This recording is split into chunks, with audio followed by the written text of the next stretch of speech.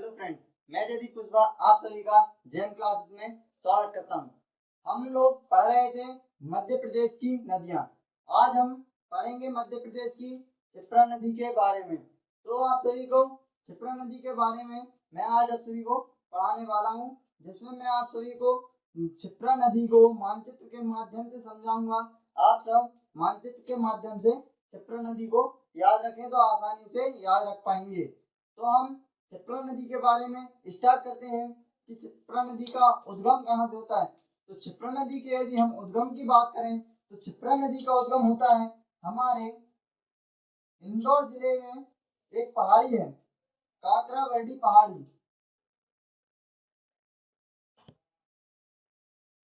काकराबर्डी पहाड़ी जो जिससे हमारी क्षिप्रा नदी का उद्गम होता है।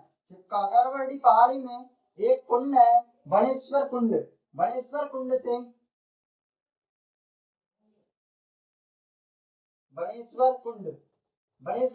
हमारी क्षिप्रा नदी निकलती है और क्षिप्रा नदी बणेश्वर कुंड से निकलकर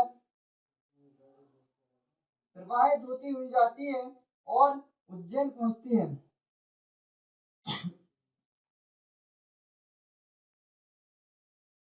उज्जैन हमारी क्षिप्रा नदी फिर आगे बढ़ती है और प्रवाहित होती हुई जाती है और हमारे रतलाम जिले में पहुंचती है।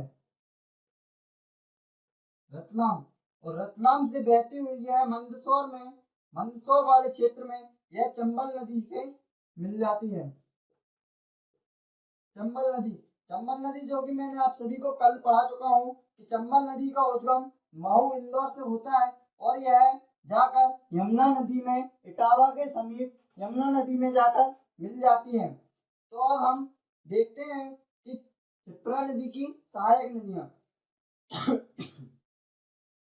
हम क्षिप्रा नदी की सहायक नदी के बारे में देखेंगे कि क्षिप्रा नदी की एक सहायक नदी जो कि आप सभी को बहुत ज्यादा पूछी जाती है कि क्षिप्रा नदी की एक सहायक नदी खान नदी। खान नदी जिसके किनारे पर हमारा इंदौर शहर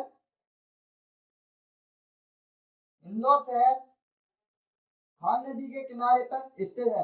आप सभी से क्वेश्चन पूछ जाएगा कि इंदौर शहर किस नदी के किनारे पर स्थित है, तो हमारी खान नदी के किनारे पर इंदौर शहर स्थित है। यदि पूछा जाए कि जो क्षिप्रा नदी में प्रदूषण का कारण है तो वह कौन सी नदी है, तो हमारी खान नदी। खान नदी का पानी जो कि इंदौर शहर से आती है, इंदौर शहर का पूरा प्रदूषण जो भी रहता है वो खान नदी में मिलता है। तो खान नदी जो कि इंदौर शहर में बहती है, इंदौर शहर का पूरा जो प्रदूषण है खान नदी में आता है, वो खान नदी जाकर मिलती है हमारी क्षिप्रा नदी में। क्षिप्रा नदी जो कि हमारी प्रदूषण, क्षिप्रा नदी का जो प्रदूषण है वह खान नदी के कारण होता है। अब पूछा जाएगा कि क्षिप्रा नदी को हम बोलते हैं मालवा की गंगा। मालवा की गंगा, मालवा की गंगा इसे क्यों कहा जाता है? मालवा की गंगा कहने के कारण इसका जो प्रदूषण है इसी के कारण इसे मालवा की गंगा कहा जाता है। अब हम क्षिप्रा नदी के बारे में और देखते हैं कि क्षिप्रा नदी की लंबाई की यदि हम बात करें, लंबाई हमारी क्षिप्रा नदी की लंबाई है 195 किलोमीटर। क्षिप्रा नदी की लंबाई पूछी जाए क्षिप्रा नदी की लंबाई कितनी है तो 195 किलोमीटर क्षिप्रा नदी की लंबाई है। अब हम क्षिप्रा नदी के बारे में और तथ्यों की जानकारी देखें तो हमारा उज्जैन शहर के बारे में बहुत कुछ क्वेश्चन आप सभी को एग्जाम में देखने को मिलेंगे।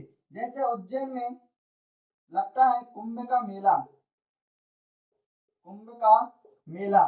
कुंभ के मेले की यदि हम बात करें तो हमारी जो क्षिप्रा नदी के तट पर कुंभ का मेला लगता है। प्रत्येक 12 वर्ष के बाद यहाँ पर कुंभ मेले का आयोजन होता है। यदि हम उज्जैन शहर की और बात करें तो उज्जैन शहर में स्थित है हमारे 12 ज्योतिर्लिंगों में से एक ज्योतिर्लिंग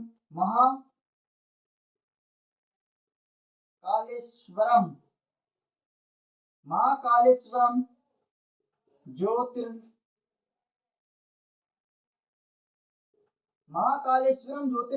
जो कि हमारे उज्जैन में स्थित है। उज्जैन में हमें देखने को मिलता है संदीपनी आश्रम। संदीपनी आश्रम मध्य प्रदेश में कहाँ है? तो उज्जैन में क्षिप्रा नदी के तट पर हमें संदीपनी आश्रम देखने को मिलेगा। और संदीपनी आश्रम, अब उज्जैन की बात करें तो उज्जैन में हमें देखने को मिलेगा, हमें देखने को मिलेंगी भर्तहरि की गुफाएं। भर्तहरि की गुफाएं, यदि मध्य प्रदेश में भर्तहरि की गुफा पूछ जाए तो उज्जैन में क्षिप्रा नदी के आसपास वाले क्षेत्रों में हमें भर्तहरि की गुफाएं दिखेंगी। यदि हम और आगे बात करें तो हमें यहाँ पर मिलेगा चिंतामण गणेश मंदिर। चिंतामण गणेश मंदिर, यह मंदिर भी क्षिप्रा नदी के तट पर स्थित है। यह हमें ये सब स्थान उज्जैन में देखने को मिलते हैं। और हमें उज्जैन में ही देखने को मिलेगा हमारा काल भैरव मंदिर। काल भैरव का मंदिर उज्जैन में ही हमें देखने को मिलेगा। महाकाल का मंदिर, काल भैरव मंदिर। अब हमें उज्जैन में ही देखने को मिलता है, उज्जैन में ही हमें देखने को मिलेगा एक घाट जिसपे त्रिवेणी घाट। त्रिवेणी घाट की यदि हम बात करें तो त्रिवेणी घाट हमें क्षिप्रा नदी के तट पर उज्जैन में देखने को मिलेगा। उज्जैन में हमें देखने को मिलेगा रामघाट। रामघाट यह भी हमें क्षिप्रा नदी के तट पर उज्जैन में देखने को मिलता है। यहीं पे मिलेगा हमें गौघाट। गौघाट, तो ये सब स्थान हमें उज्जैन में क्षिप्रा नदी के तट पर देखने को मिलेंगे। अब हम क्षिप्रा नदी के अन्य नामों की बात कर लेते हैं। क्षिप्रा नदी के अन्य नाम,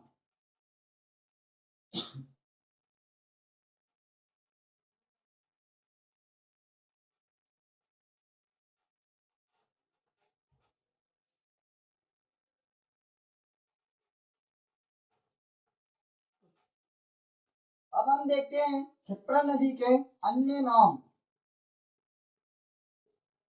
अन्य नामों की यदि हम बात करें तो क्षिप्रा नदी का एक नाम तो हमें मिलता है मालवा की गंगा। इसे मालवा की गंगा कहते हैं। इसे ही हम बोलते हैं पाप हरिणी। पाप हरिणी इसी को बोलते हैं। इसी को हम कहेंगे मोक्षदायिनी। मोक्षदायिनी नदी। यदि हम देखें तो इसी को हम बोलते हैं अमृत संभवा। अमृत संभवा, इसी का एक और नाम हमें देखने को मिलता है अवंती।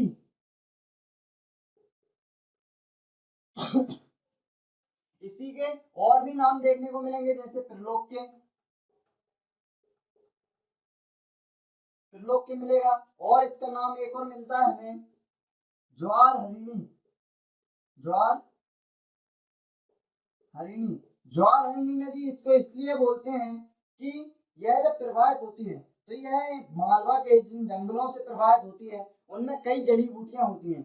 कई जड़ी बूटियों से इसका जल प्रवाहित होते हुए आता है और उनसे इसमें कई सारी औषधियां मिल जाती हैं। औषधियां मिल जाने से जब हम क्षिप्रा नदी में स्नान करते हैं तो हमारे जो ज्वार होता है, ज्वार यानी बुखार का इलाज अच्छे से हो जाता है। इसलिए इसका नाम ज्वार हरिणी पड़ा।